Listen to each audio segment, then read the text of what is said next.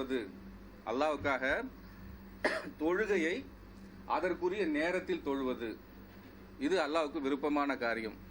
அல்லாஹ்வின் திருமறை என்ன சொல்றான்? இன்ன சலாத்த கானத் அலல் மூமினீன கிதாபம் மவ்கூதா. தொழுகை என்பது மூமின்களின் மீது, நம்பிக்கை கொண்ட மக்கள் மீது, அல்லாஹுவையும் அல்லாஹ்வுடைய ரசூலையும் நம்பிக்கை கொண்ட மக்கள் மீது, ஆகிரத்தை நம்பிக்கை கொண்ட மக்கள் மீது, அல்லாஹ்வை சந்திப்போம் என்கின்ற நம்பிக்கை உள்ள மக்கள் மீது இந்த தொழுகை நேரம் குறிக்கப்பட்ட கடமையாக இருக்கிறது. அல்லாஹ் சொல்றான். கிதாபும் மவ்கூதா, சூரத்து நிசாவுல 103வது வசனத்தில் அல்லாஹ் ஜல்ல ஷானஹு தஆலா சொல்றான். அப்ப அதைத்தான் நபி ஸல்லல்லாஹு அலைஹி வஸல்லம் என்ன சொல்றாங்க? அல்லாஹ்வுக்கு விருப்பமான காரியம் எது யா ரசூலல்லாஹ்? ஏன்னா அந்த சமுதாயம் ஒவ்வொரு அமல்களை செய்யும் போதும் தன்னுடைய ரசூல் இறை தூதர்கிட்ட போய் கேட்கும், இது அல்லாஹ்வுக்கு விருப்பமானதா, இது அல்லாஹ்வுக்கு பிடித்ததா, இதில் அல்லாஹ் கோபமடைவானா, அல்லது இந்த காரியத்தை அல்லாஹ் வெறுப்பானா அப்படின்னு சொல்லிட்டு முழு வாழ்க்கையும் தங்களை படைத்த ரட்சகனுக்காக அர்ப்பணிக்கக்கூடிய ஒரு அற்புதமான சமுதாயமாக அந்த முதல் சமுதாயம் இருந்தது. அப்ப அவங்க கேட்கிறாங்க, அல்லாஹ்வுக்கு விருப்பமான காரியம் எது? தொழுகையை அதற்குரிய நேரத்தில் தொழுவதாகும். அடுத்தது எது யா ரசூலல்லாஹ்? பெற்றோருக்கு நன்மை செய்வதாகும். அதற்கு அடுத்தது எது அப்படின்னு ஜிஹாத், அல்லாஹ்வின் பாதையில் அறப்போர் புரிவது என்று கூறினார்கள். நான் இன்னும் கேட்டிருந்தால் அவர்கள் அதிகப்படுத்தி இருப்பார்கள், நான் அதோடு நிறுத்தி கொண்டேன் அப்படின்னு சொல்லிட்டு அப்துல்லாஹ் இப்னு மஸ்ஊத் ரலியல்லாஹு அன்ஹு அறிவிக்கக்கூடிய ஹதீஸ் புகாரி முஸ்லிம்ல பதிவாக இருக்குது. அப்ப இந்த தொழுகை ஐங்கால கடமைகள்ல ஒன்று, தலையாய காரியமாக இருக்கிறது, இஸ்லாத்துடைய தூணாக இருக்கிறது, இஸ்லாம் எல்லா காரியங்களுக்கும் தலையாக இருக்கிறது. தொழுகை அதில் அதோடைய திமிலாகும், சிகரமாகும் அப்படிங்கிறாங்க நபி ஸல்லல்லாஹு அலைஹி வஸல்லம். இஸ்லாம் தான் எல்லா காரியங்களுக்கும் தலையானதாக இருக்கிறது, அதில் தொழுகை சிகரமாகும், அதை நீங்கள் பேணி தொழுது கொள்ளுங்கள் அப்படின்னு சொல்லி அல்லாஹ்வுடைய ரசூல் அண்ணல் நபி ஸல்லல்லாஹு அலைஹி வஸல்லம் அவர்கள் கூறுகிறார்கள். அப்ப அடியானுக்கும் அல்லாஹ்வுக்கும் இடையில் தொடர்பு ஏற்படுத்தக்கூடிய ஒரு காரியம் எது அப்படின்னா இந்த தொழுகை. இறைவனோட உரையாடுவது, அல்லாஹ்வோட உரையாடுவது எவ்வளவு பெரிய பாக்கியமிக்க காரியம். தொழுகைங்கிறது நம்மை படைத்த ரட்சகனோடு பேசக்கூடிய ஒரு பாக்கியம். பேசா தெய்வங்களோடு போய் என்ன செய்யறானுவா, மணி அடிச்சுக்கிட்டோ என்னென்னமோ செஞ்செல்லாம் பாக்குறானுங்க. எப்போதும் பேசக்கூடிய ஒரு தெய்வம் எவர் அப்படின்னு சொன்னா அல்லாஹ் ஜல்ல ஷானஹு தஆலா தான். நம்முடைய பிரார்த்தனைக்கு பதிலளிப்பவன், நம்முடைய மனதில் தோன்றக்கூடிய சந்தேகங்களுக்கு பதிலளிப்பவன், நம்ம தேவைகளை நிறைவேற்றி தரக்கூடியவன், நம்முடைய பிரார்த்தனைகளை செவியேற்பவன், மனதில் எண்ணக்கூடிய எண்ணங்களை மறைபவன். அப்ப அப்படிப்பட்ட ஒரு ரட்சகனோட உள்ளார்ந்த ஒரு ஈடுபாடு ஏற்படுத்தக்கூடிய ஒரு அம்சம், ஒரு அழகிய கடமை எது அப்படின்னு சொன்னா தொழுகை தான். தொழுகையின் மூலமாக அல்லாஹ்வை நெருங்குவது மாதிரி வேற எந்த ஒரு காரியத்தின் மூலமாக ஒரு அடியார் நெருங்கிவிட முடியாது.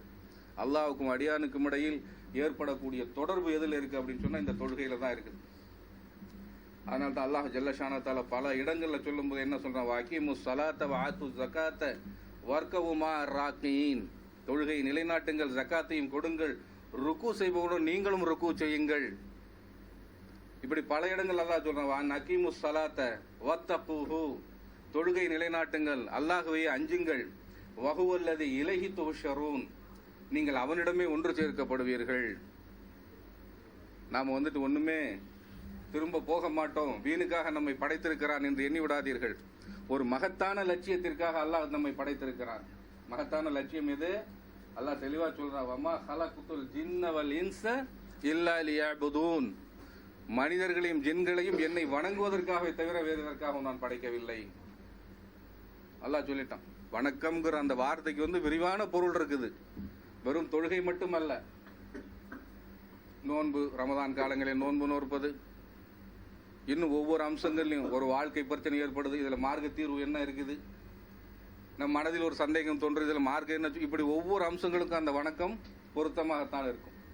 அப்ப அல்லாஹ் என்ன சொல்றான்? வமா ஹலகுத்தல் ஜின்ன வல் இன்ஸ இல்லா லியஅபுதூன், ஒரு மகத்தான லட்சியம், அல்லாஹ்வை வணங்குவதற்காக, என்னை வணங்குவதற்காக அல்ல மனித ஜின்னினத்தை நான் படைக்கவில்லை அப்படிங்கிற அல்லாஹ் ஜல்ல ஷானஹு தஆலா. அப்போ ஒரு மனிதன் ஒரு மகத்தான லட்சியத்திற்காக படைக்கப்பட்டிருக்கும் போது தன்னை படைத்த இறைவன் யார் என்று தெரிந்து அவனுக்கு வணக்கம் செலுத்துறது தான் மகத்தான லட்சியமா இருக்குது. ஏன்னா இன்றைக்கு மனிதர்கள் இந்த தெய்வ விஷயத்துல எதுலையோ ஏமாந்து போயிடுறாங்க, பட்டுன்னு ஏமாந்துடுறாங்க. கடவுள்னு எவனாவது சொல்லுவான், சைக்காலஜிக்கலா அவட அடிப்பான். உடனே அவனை போய் என்ன செய்யறாங்க, என்னுடைய குருநாதர், என்னுடைய தெய்வம் அப்படின்லாம் சொல்லி மனிதர்கள் என்ன செய்யறாங்க, மனிதர்கள் பின்னே போய் விடுவதை பார்க்கிறோம். உண்மையான ரட்சகனை மறந்து விடுவதை பார்க்கிறோம். அந்த வழியை விட்டு தூரப்பட்டு போய்விடுவதை பார்க்கிறோம். ஏன் அப்படி சொன்னா, எவன் ஒருவன் இந்த வணக்க விஷயத்தில், இந்த தொழுகை விஷயத்தில், இந்த லா இலாஹ இல்லல்லாஹ் என்ற விஷயத்தில் ஒரு சிறு கலங்கம் ஏற்பட்டு விட்டால் கூட அது என்ன செய்யும், அது மறுமை வாழ்க்கையை பாதிக்க செய்யும். மறுமை வாழ்க்கை என்ன செஞ்சிடும், பாதிக்க செஞ்சிடும். மறுமை வாழ்க்கையில போய் நாம என்ன செய்ய முடியும், அங்க போய் என்னத்தையும் கொடுத்து, காசு பணத்தை கொடுத்து, அல்லது செல்வங்களை கொடுத்து அங்க ஏதாவது வாங்கிட முடியுமா? ஒன்றும் முடியாது. இந்த கொள்கையை உறுதியா நின்று நம்முடைய அமல்களை வச்சு கொண்டால்தான் அங்க அல்லாஹ் ஜல்லஷான தஆலா நமக்கு வெற்றியை கொடுப்பான். இல்லைன்னா அங்க எந்த ஒண்ணு ஈடா கொடுத்தாலும் அந்த நஷ்டத்தை நம்மளால சரி கட்ட முடியாது. அப்ப எந்த ஒரு முஸ்லீமும் வந்துட்டு இந்த வணக்க விஷயத்துல வந்துட்டு என்ன செய்யறது கூடாது, ஒருபோதும் வந்துட்டு அல்லாஹ்வை தவிர வேறு யாருக்கும் அந்த உரிமையை விட்டு தந்துடக்கூடாது. அப்ப தொழுகை வந்துட்டு என்ன, அதோடைய பிரதானமான அந்த காரியமாக இருக்கிறது. ஆனா அல்லாஹ் ஜல்லஷான தஆலா சொல்லும்போது சொல்கிறான், உங்களை வந்துட்டு என்ன சும்மா வீணுக்காக படைக்கவில்லை, இந்த உலகத்தை வந்து நம்ம வீணுக்காக படைக்கவில்லை, நம்ம என்ன செஞ்சிருக்கிறோம், அப்ப ஹசிப்தும் அன்னமா ஹலக்னாக்கும் அபஸம் வ அன்னக்கும் இலைனா லா துர்ஜஊன், உங்களை வீணுக்காக படைத்திருக்கிறோம், நம்மிடம் திரும்ப வர மாட்டீர்கள் என்று நீங்கள் எண்ணிக்கொண்டீர்களா அப்படின்னு அல்லாஹ் சொல்றான். வமா ஹலக்துல் ஜின்ன வல் இன்ஸ இல்லா லியஅபுதூன், மனித ஜனத்தை என்னை வணங்குவதற்காக தவிர நான் படைக்கவில்லை. மா உரீது மின்ஹும் மிர் ரிஸ்கின் வமா உரீது அன் யுத்இமூன், அல்லாஹ் சொல்கிறான், நான் அவரிடம் செல்வத்தை நாடவில்லை, அவர்கள் எனக்கு உணவு தருவதையும் நான் நாடவில்லை. மாறாக என்ன இருக்கிறான், இன்னல்லாஹ ஹுவர் ரஸாக்கு, அவனே உங்களுக்கு உணவளிப்பவனாகவும் கூவத்தில் மத்தியில் உறுதியானவனாகவும் ஆற்றலுடையவனாகவும் அல்லாஹ் இருக்கிறான் அப்படின்னு சொல்லி அல்லாஹ் சொல்கிறான். அப்போ இந்த தொழுகைங்கிறது வந்துட்டு ஒரு மகத்தான காரியமாக இருக்கிறது, மகத்தான லட்சியமாக இருக்கிறது. ஒரு அடியான் தன்னுடைய இறைவன் முன்னாட நின்று 5 நேரம் என்ன செய்யறான், இறைஞ்சி அழைக்கிறான், அவங்கிட்ட அருளை வேண்டுகிறான், தனது தேவைகளை வேண்டுகிறான், உள்ளம் உருகி மனம் நெகிழ்ந்தவனாக தன்னைத்தானே தாழ்த்தி கொண்டு என்ன செய்யறான், அல்லாஹ் கிட்ட பிரார்த்தனை செய்யறான், பணிவோடும் அச்சத்தோடும் நிற்கிறான், குனிந்தும் நின்றும் அவனை துதிக்கிறான். இது எல்லாத்துக்கும் மேல இந்த உடல் உறுப்புகள்ல பிரதானமாக இருக்கக்கூடிய தலையை போய் தரையில வச்சு அந்த ரப்புல் ஆலமீன் கிட்ட தன்னுடைய தேவையை, தன்னுடைய பணிவை காட்டுகிறான். அப்ப இந்த மாதிரி தொழுகையில வந்து ஒரு அடியான் வந்து அல்லாஹ்விடம் நேரடியாக உரையாடக்கூடிய அந்த சூரத்துல் ஃபாத்திகாவை நீங்க அர்த்தத்தை பாத்தீங்கன்னாவே அது எல்லாமே நேரடியாக உரையாடுற மாதிரி அர்த்தம் தான் இருக்குது. அல்ஹம்துலில்லாஹி ரப்பில் ஆலமீன் அர் ரஹ்மானிர் ரஹீம் மாலிகி யௌமித்தீன், அகிலங்களின் ரட்சகனாகிய அல்லாஹ்வுக்கே புகழனைத்தும் சொந்தமாகும், அவன் கருணையாளன், தீர்ப்பு நாளின் அதிபதி, யா அல்லாஹ் உன்னையே வணங்குகிறோம், உன்னிடமே உதவி தேடுகிறோம். அந்த அர்த்தங்களை எல்லாம் பாத்தீங்கன்னாவே அந்த ரப்புல் ஆலமீன்ட்ட நேரடியாக பேசுற மாதிரி தான் அந்த பொருள்லாம் இருக்குது. அதான் நபி ஸல்லல்லாஹு அலைஹி வஸல்லம் என்ன சொல்றாங்க, இந்த மாதிரி ஒரு அருட்கொடை எந்த சமுதாயத்துக்கும் கிடைக்கல. சபுல் மசானி, திரும்ப திரும்ப ஓதப்படும் 7 வசனங்கள் சூரத்துல் ஃபாத்திஹா. அந்த வசனத்துடைய அர்த்தங்களை பார்க்கும்போது அல்லாஹ்வுடைய நேரடியாக உரையாடக்கூடிய அந்த பாக்கியம் இந்த தொழுகையில மட்டும்தான் இருக்குது. அப்ப இந்த தொழுகை வந்துட்டு இஸ்லாத்துல வந்துட்டு எவ்வளவு சிறப்புக்குரிய ஒரு காரியமாக இருக்கிறது.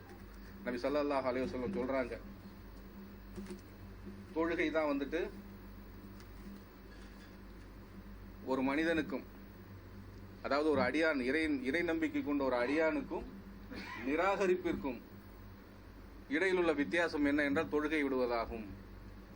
நமக்கும் நிராகரிப்பாளர்களுக்கும் உள்ள வித்தியாசம் என்னன்னா தொழுகை தான். எல்லாரும் மனிதன் தான், அவனும் நம்மள மாதிரி மனிதன் தான், நாமளும் அவனை போன்ற ஒரு மனிதன் தான். ஆனா நாம வித்தியாசப்படுத்தி எதுல நம்ம வித்தியாசம் ஆகிறோம் அப்படின்னா இந்த தொழுகையை கொண்டு தான். தொழுகையை விட்டுட்டோம்னா அவனும் நம்மளும் ஒன்னா தான் நிற்போம். அதானே அர்த்தம்.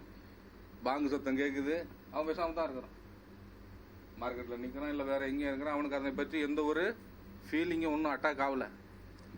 ஆனா ஒரு முஸ்லீமுக்கு என்ன ஆகுது, பாங்கு சொல்லிட்டாங்கப்பா, தொழுகைக்கு போகணும், பொதுவெடுக்கணும், அதுக்குண்டான தயாராகணும், உடல் சுத்தமாகணும், மலஜல உபாதைகளை நீக்கி கொள்ளணும், மகத்தான ரப்பின் முன்னாடி போய் நம்ம நிக்க போறோம். அப்ப இத்தனை அம்சங்களும் பொதிந்த ஒரு காரியம் என்ன அப்படின்னா அந்த தொழுகை தான். அப்போ நிராகரிப்பாளனுக்கும் இறை விசுவாசியையும் வேறுபடுத்தி காட்டக்கூடிய ஒரு அம்சம் எதுவாக இருக்கிறது என்று சொன்னால் தொழுகை. அப்ப அந்த தொழுகையை ஒருத்தர் வந்து விட்டுடுறாரு அப்படின்னு சொன்னாங்க என்ன ஆகும்? அவர் இஸ்லாத்தை